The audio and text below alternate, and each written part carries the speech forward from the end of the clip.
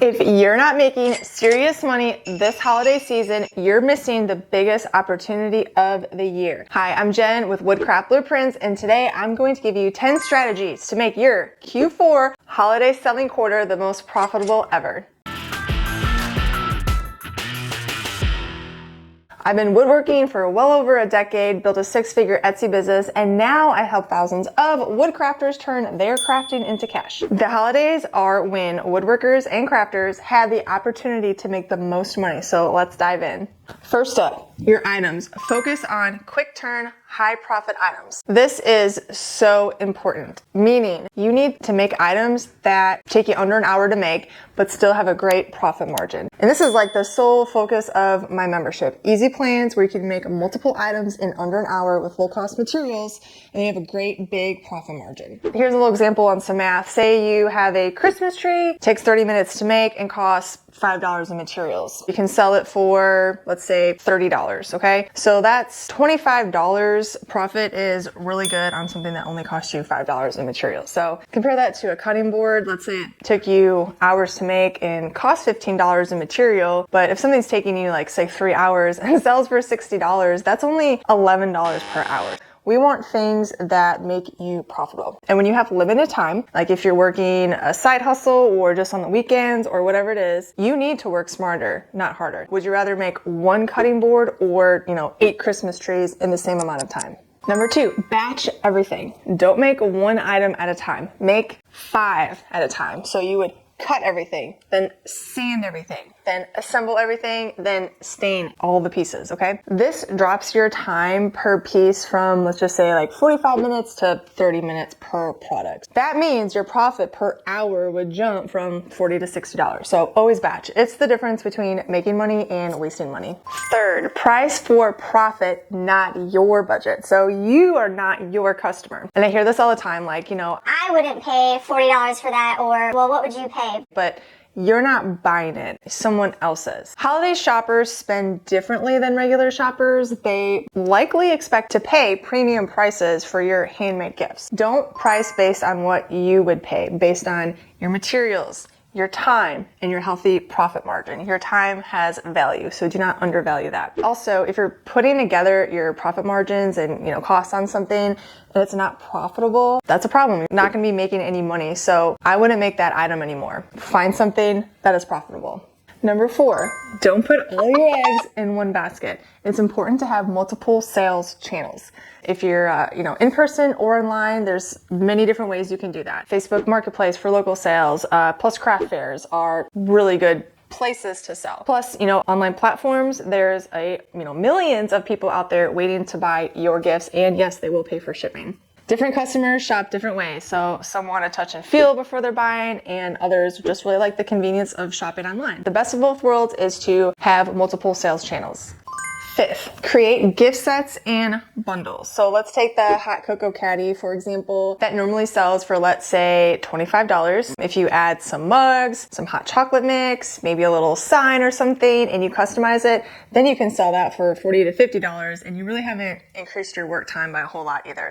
This increases your average order value, and customers love curated gift sets because it's less thinking for them. So you're solving for a gift-giving problem. Number 6, take custom orders with deadlines. You're making sure that you set clear deadlines is going to help you in multiple ways. First, you know that you can make it on time. Also, it creates urgency. Taking custom orders on something is a way for you to get a higher profit margin because that person wants a particular item. And it doesn't have to be personalized necessarily. It could be a custom size that they're looking for. So the key is setting deadlines. So let's just say no custom orders accepted after December 5th and no shipping guarantees after December 10th. This creates the urgency and allows you to charge premium pricing for their convenience and personalization. Number 7, partner with local businesses. Coffee shops, boutiques, wineries. You can ask these businesses if they're looking for holiday products for their store. And you can do consignment or wholesale arrangements. Also, corporate gift contracts are great too. And I've done that before. I was reached out to by an employee. She was responsible for buying gifts for her whole department. She ordered 20 charcuterie boards for me. They handle the sales interaction and you can focus on making. Number 8, host holiday paint parties. I have a whole roadmap for this in my membership under business resources, but basically in the craft party, you get to charge anywhere from $30 to $50 per person, depending on the project. And you can do this for Christmas themed items. And one event, one night will generate easily $400 to $1,000. It's a good way to sell a lot at one time. It also builds community. It creates repeat customers, and people love the experience of making something with their friends. Partner with local venues and they'll help promote it for you.